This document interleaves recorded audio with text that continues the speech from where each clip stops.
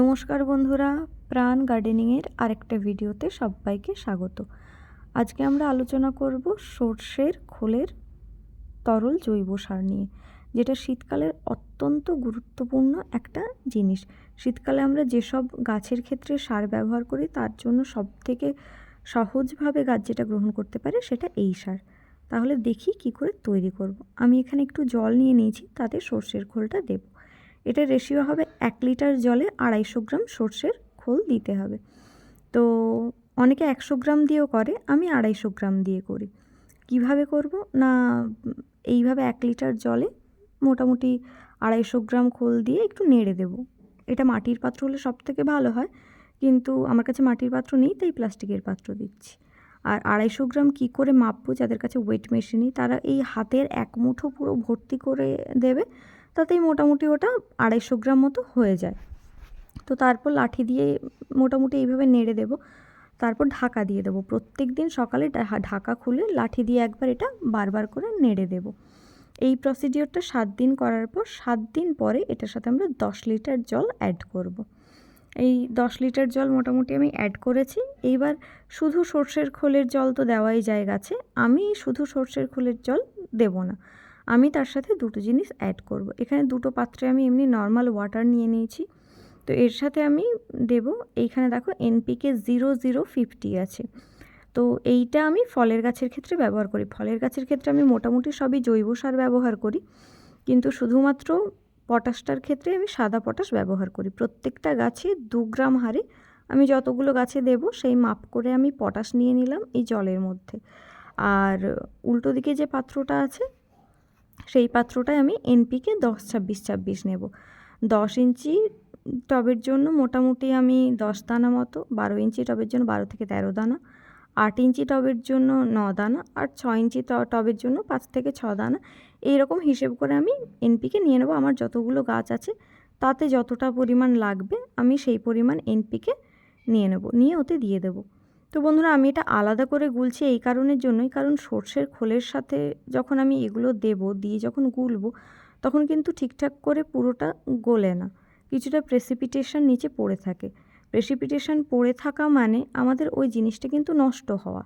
তো সেটা যাতে না হয় তার জন্য আমি এই জলের সাথে এই জিনিসগুলো ভালো করে গুলে নিই, এইভাবে লাঠি দিয়ে নেড়ে নেড়ে ভালো করে গুলে নিই। এটা গুলতে মোটামুটি 2 থেকে 3 মিনিট টাইম যাবে। তো তারপর আমি যখন দেখি যে জলের সাথে পুরোটা খুব ভালো করে গুলে গেছে, কোনো রকম প্রেসিপিটেশন নেই, তখন আমি এটাকে খোল জলের সাথে মেশাই। ফলে দুটোই লিকুইড একদম মিশে গিয়ে গাছের ঠিকঠাক করে খাবারের জোগান দেওয়া যায়। তোমরা আরেকটা কাজ করতে পারো, এই দুটোকে আধ ঘন্টা ধরে জলে এমনি ভিজিয়ে রাখতে পারো, অর্থাৎ যখন সর্ষের খোলটা দেবে তার আধ ঘন্টা আগে এই দুটো জলে ভিজিয়ে রাখতে পারো, তাহলে খুব তাড়াতাড়ি গুলে যায়। আর গুলে যে গেছে বুঝবো কী করে, এই দেখো NPK 10-26-26-এর কালারটাও অনেকটাই জলে চলে এসছে, হালকা পিঙ্ক আভা। আর পাত্রে হাত দিলে আমরা দেখতে পাবো পাত্রটা নর্মাল টেম্পারেচারের থেকে অনেকটা বেশি ঠান্ডা হয়ে গেছে। তো এইবার আমি মোটামুটি জলের সাথে মেশাবো। প্রথমে সাদা পটাশটা আমি একটা পাত্রে নিয়ে নেব, নিয়ে তারপর আমার ফলের গাছে দেওয়ার জন্য এই পাত্রে আমি নিয়ে নিয়েছি। এবার ফলের গাছে দেওয়ার জন্য আমার যতটা খোল লাগবে আমি ততটা খোল নিয়ে নেব। আজকে আমি ছাঁকনিটা খুঁজে পাচ্ছি না, তাই ঠিকঠাক করে ছাঁকা হয়নি। চেষ্টা করেছি ওপর থেকে যতটা সর্ষের এমনি খোলের জলটা নিয়ে নেওয়া যায় ততটাই নিয়ে নেওয়ার। তোমরা কিন্তু অবশ্যই ছাঁকনি দিয়ে ছেঁকে নেবে, বড় একটা ছাঁকনি পাওয়া যায়। আর সেই সর্ষের খোলের জলটা NPK 0050 বা সাদা পটাশের সাথে মিশিয়ে পটাশযুক্ত জলটা আমি গাছে দেব। যে গাছে অলরেডি ফ্রুট সেটিং হয়ে গেছে, মানে ছোট ছোট গুটি ধরেছে, তাতে খাবার হিসেবে এটা দিলে গাছ খুব সহজেই গ্রহণ করতে পারে। তো এইভাবে আমরা NPK 0050টা দেবো, আর চেষ্টা করব মোটামুটি যে গাছের গোড়ায় যে পরিমাণ দেবো সেটা যেন বেশিটা ড্রেনেজ দিয়ে না বেরিয়ে যায়, পুরো যেন মাপে মাপে হয়। আর চেষ্টা করব শুধুমাত্র লিকুইড জলটাই দেওয়ার। এই দেখো বন্ধুরা, এখানে আমি NPK 10-26-26 যেটা আছে সেটা আমি মোটামুটি যতটা সর্ষের খোলে তরল জৈব সার হয়েছে সেই দুটোর সাথে সমান পরিমাণ মিশিয়ে নিয়েছি। টবে যতটা লাগবে খেয়াল রাখবে পরিমাণ যেন বেশি না হয়, রাসায়নিক সার পরিমাণ বেশি হলে কিন্তু গাছ মারা পর্যন্ত যেতে পারে। তো তারপরে আমি লাঠি দিয়ে ভালো করে গুলে নিলাম, যাতে গোটা খোলের জলটার সাথে 10-26-26টা ভালো করে গুলে যায়। আমরা যখন ডিএপিও ব্যবহার করব সেটাও আমি একটু পরে দেখাচ্ছি, সেটাও আমরা ঠিক এইভাবেই প্রসিডিওরটা মেনটেন করব। চেষ্টা করব যেন শুধু লিকুইডটাই গাছের গোড়ায় যায়, এর খোসাটা যেন না যায়। আমাকে একজন প্রশ্ন করেছিল যে তাহলে খোসাটা কি করব।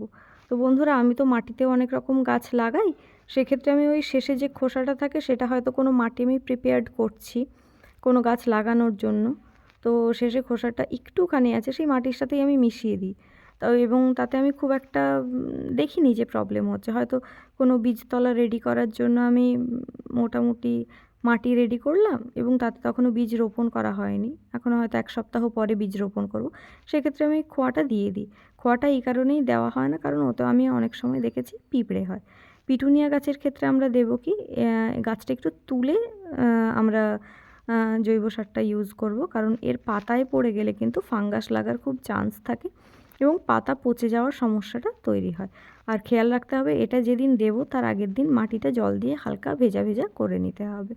তো সর্ষের খোলের তরল জৈব সার দেওয়ার সময় লক্ষ্য রাখতে হবে কালারটা যেন এরকম হলুদ হয়।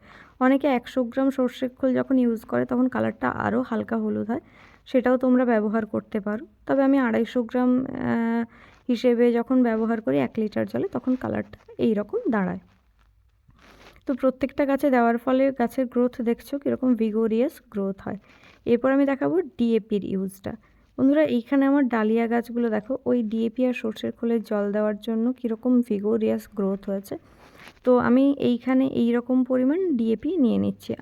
আমার যতগুলো টব আছে সব 10 ইঞ্চি করে, তো যতগুলো 10 ইঞ্চি টব আছে প্রত্যেকটা টবে 10 দানা মতো করে হিসেব করে আমি এইটুকু জল নিয়েছি, ওর মধ্যে আমি ডিএপিটা দিয়ে দেবো।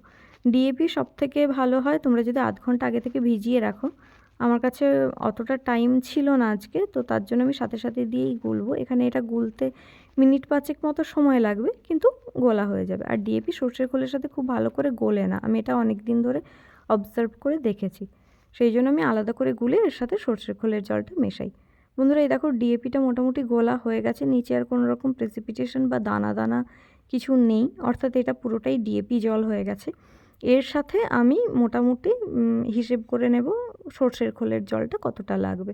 বন্ধুরা, এই রকম যখন একদম পাতলা হালকা যে জলটা হবে হলুদ রঙের, দেখো এতে কিন্তু কোনো রকম খোসা নেই, এই রকম খোসা ছাড়া একদম সাদা সাদা ফেনা ছাড়া জলটা আমরা ডিএপি জলের সাথে মিশিয়ে নেব।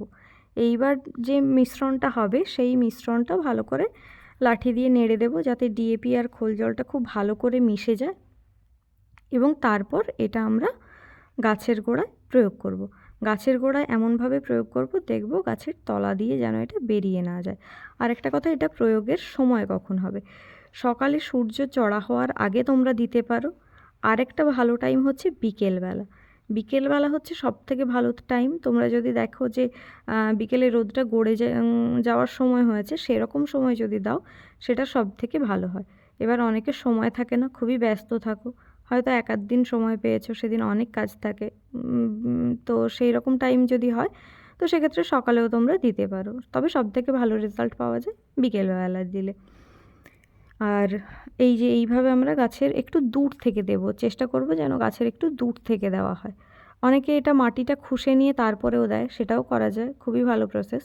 তবে আমি এখানে মাটিটা খুসলাম না, আমি এমনিই দিয়ে দিলাম। এবং আমরা সবসময় লক্ষ্য রাখবো যেন ড্রেনেজ দিয়ে সার জলটা বেরিয়ে নষ্ট না হয়, আমরা ঠিক সেই পরিমাণে দেব যাতে গোটা টবটাই জলটা পায়, অথচ ড্রেনেজ দিয়ে জলটা বেরিয়ে নষ্ট না হয়।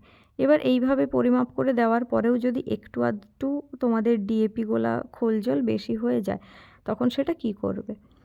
তো সেই ক্ষেত্রে আমরা যেটা করতে পারি, কাছে কোনো বোগেনভেলিয়া বা অন্য কোনো ফুলের গাছ বা শীতকালীন মরশুমি ফুলের গাছ যদি থাকে তার গোড়াতেও একটুখানি দিয়ে দিতে পারি। তবে প্রত্যেক ক্ষেত্রেই খেয়াল রাখতে হবে যে গাছের গোড়ার মাটি ভিজে আছে কিনা। তো বন্ধুরা, এইভাবে তোমরা সর্ষের খোলের জল প্রত্যেকটা গাছে ইউজ করো এবং ভিগোরিয়াস গ্রোথটা দেখো গাছের। আর ভিডিওটা ইনফরমেটিভ মনে হলে চ্যানেলটা সাবস্ক্রাইব করো।